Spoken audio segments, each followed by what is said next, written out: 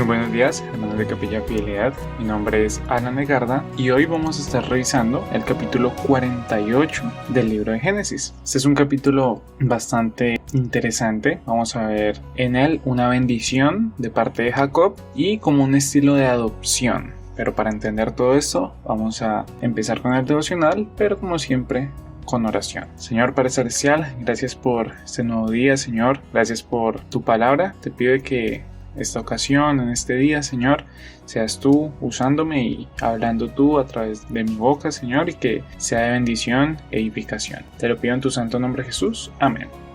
Bueno, como también siempre hacemos, vamos a recordar un poco el contexto o qué es lo que está pasando en esta historia, que por cierto, he de decir que está muy próxima a acabarse, porque como mencioné hoy toca el capítulo 48 y Génesis solo tiene 50, así que los animo a seguir muy atentos para poder ver cómo finaliza esta historia y también para poder entender el inicio de un nuevo libro, como es Éxodo, así que los animo a continuar con los devocionales. Ahora sí, para poder recordar, vamos a mencionar que Jacob y sus hijos ya llegaron a Egipto. Después de que José se les revelara, les dijera que era él, de que ahora era príncipe en Egipto, ahora ellos han venido a Egipto, se han acomodado, se han asentado en la tierra, tanto Faraón como los principales egipcios ya conocen a la familia de José, saben quiénes son, saben a qué se dedican. Y bueno, en este momento podemos decir que Jacob y José se están colocando al día, están como tratando de redimir un poco el tiempo que perdieron. Así que le va a contar un poco de sus años que estuvieron separados y eso ya nos trae a este capítulo. Así que lo primero que podemos ver es el versículo 1. Que nos va a hablar de que Jacob ya está llegando al final de sus días. Dice, sucedió después de estas cosas que dijeron a José, he aquí tu padre está enfermo, y él tomó consigo a sus dos hijos, Manasés y Efraín. Bueno, así que ya por la edad, Jacob está cansado. En los versículos siguientes vemos que incluso le pesa o le cuesta el sentarse en su cama. Así que su vida ya se está acabando. Como quizás recordamos, era tradición o rito para ellos el pasar la bendición de padres a hijos, de generación en generación. Bueno, esta vez va a ser algo especial, pero veremos que igual también muy interesante lo que va a suceder. Lo primero es que José decide traer a sus dos hijos y ponerlos delante de su padre. Pero antes de ver qué va a hacer, me parece importante leer los versículos 2 y 3, 4 también. Y dijo a José, el Dios omnipotente me apareció en luz en la tierra de Canaán y me bendijo y me dijo, he aquí yo te haré crecer y te multiplicaré y te pondré por estirpe de naciones y daré esta tierra a tu descendencia después de ti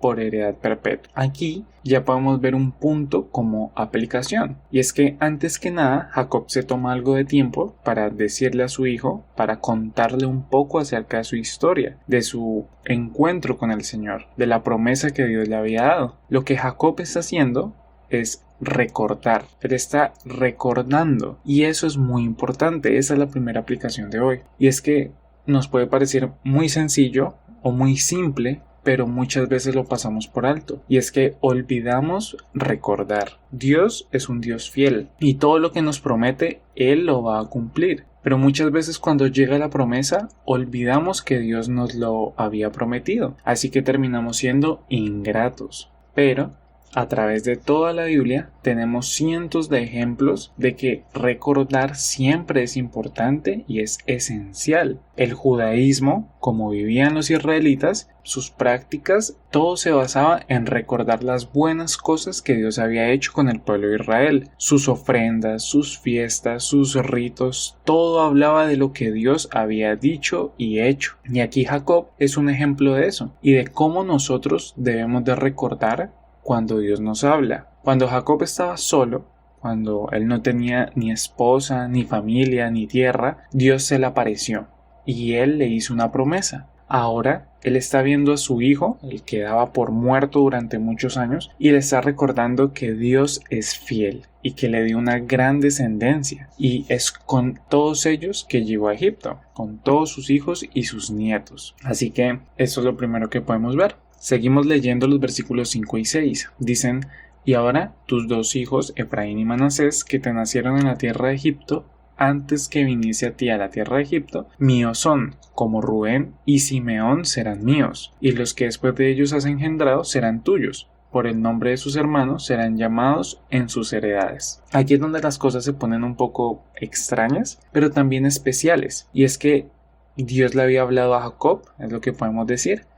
Lo primero que hace es tomar a los 2 hijos de José y llamarlos hijos suyos. En cuestión de heredad, en cuestión de renombre, serían como hijos de Jacob, de Israel y no de José. De hecho, ellos son la representación de su papá. Por eso mismo es que no existe, más adelante vamos a ver en toda la Biblia, no existe la tribu de José, sino que existen las tribus de Efraín y de Manasés, a pesar de que ellos pues no eran hijos de Jacob, pero a partir de este momento son considerados como sus hijos. Así que bueno, siguen la conversación y bueno, ya José le trae a sus hijos a su padre para que le pueda dar la bendición. Así que leemos el versículo 13 que dice: y los tomó José a ambos, Efraín a su derecha, a la izquierda de Israel, y Manasés a su izquierda, a la derecha de Israel, y los acercó a él. Así que bueno, aquí es necesario mencionar que esto es muy importante para ellos como pueblo, y es que precisamente por el rito, por la costumbre que tenían y lo que significaba para ellos. Lo primero que hay que recordar es que el hijo primogénito, el primero que nacía, tenía una bendición mayor, tenía una mayor porción de eso que podía impartir un patriarca o un padre, y pues era conocido como la bendición o los derechos del hijo mayor. Jacob sabía muy bien de esto, recordemos que él los robó prácticamente. Pero bueno, eso es lo primero importante. Lo segundo que hay que recordar es lo de las manos, y es que para ellos la mano derecha era la mano ungida y la que se utilizaba para bendecir al primogénito. Así que todo estaba preparado para que la mano derecha estuviera sobre Manasés, que era el hijo mayor. Así es como se los entrega a José delante de Jacob. Así tenía que suceder, pero vemos que no fue así. Lo leemos en el versículo 14. Dice: entonces Israel extendió su mano derecha y la puso sobre la cabeza de Efraín, que era el menor, y su mano izquierda sobre la cabeza de Manasés, colocando así sus manos adrede, aunque Manasés era el primogénito. Lo que hizo él fue intercambiar las manos de lugar. Vemos que dice que lo hace adrede,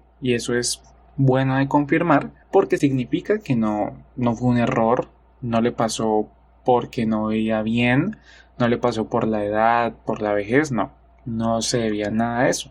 Él lo hizo así porque quería hacerlo así. Ahora, nuevamente, nosotros podemos ver esto como un gesto, como pues cruzar las manos, o sea, no pasa nada, como algo insignificante.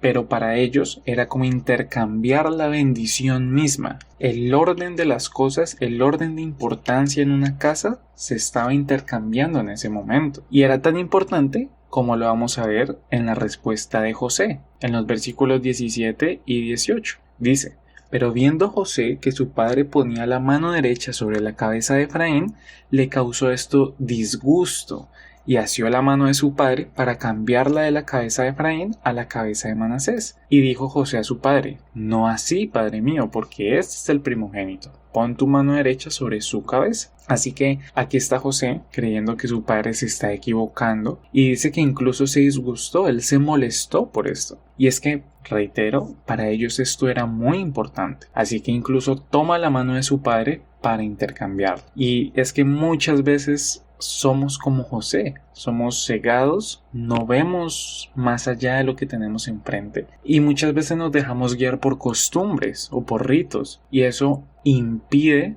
en muchas ocasiones, el actuar del Señor. Aquí José solo estaba preocupado para que las cosas se hicieran como tenían que suceder, pero él no sabía que Dios tenía otro plan. José realmente no estaba entendiendo lo que Dios quería hacer. Él no sabía lo que estaba pasando, pero vamos a ver que él decidió escuchar, y su padre se lo confirma. En el versículo 19 dice: mas su padre no quiso y dijo: lo sé, hijo mío, lo sé. También él vendrá a ser un pueblo, y será también engrandecido. Pero su hermano menor será más grande que él, y su descendencia formará multitud de naciones. Así que Jacob ya sabía cómo iban a ser las cosas. Y esto nos habla de la otra aplicación muy importante, y es la soberanía de Dios. Dios ya había decidido algo para este par de hermanos y él ya lo había hecho antes, lo hizo con el mismo Jacob. Él lo eligió a él antes que su hermano mayor, que era pues Esaú. Ahora lo está haciendo de nuevo porque él quiere hacerlo así. Esa es la respuesta.